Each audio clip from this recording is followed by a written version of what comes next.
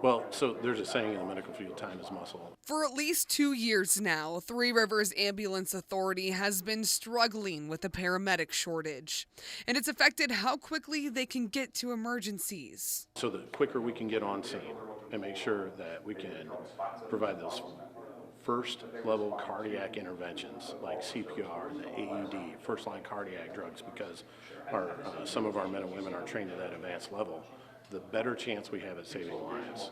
At the city's Public Safety Recap Tuesday, I talked with Fort Wayne Fire Department Chief Eric Lahey about the problem. He also serves on the TRA board. He says their fire trucks always respond to Priority 1 calls.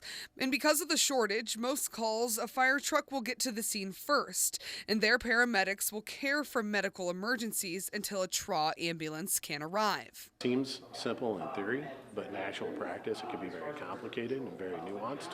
And making sure that, you find the fastest route to get to the emergency. And then when you're there, are you proficient in your skills? The latest data show the problem is improving. Here's a look. An ambulance is required to arrive at an emergency in less than 8 minutes. That response time should be met 90% of the time to be considered compliant. So far this month, TRA has been compliant 87.3% of the time. Last January, they only met that 65% of the time. The thing is that there's, the big issue was those county units that were being called in the city. We're seeing a dramatic decrease in the number of times those county units are being called in the city. Lahey says TRA leaders have made quite a few changes hoping to alleviate the problem.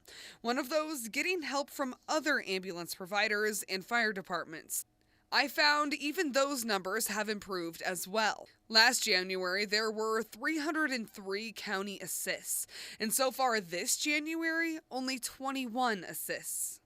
Bringing new medics into the system, more personnel into the system, making sure that we can maintain that correct number of ambulances that we've set in order to relieve some of that burden of that increased run volume from the firefighters. Lahey says while tackling the problem has been difficult, the Fort Wayne Fire Department and TRA will always be committed to saving lives. We're in this together, and we're all dedicated to saving lives, whether it's fire, police, or EMS, and it has required our members to do a little bit more work. We're happy to do it because we know it's saving lives. For 21 Investigates, I'm Carly Van Cleve.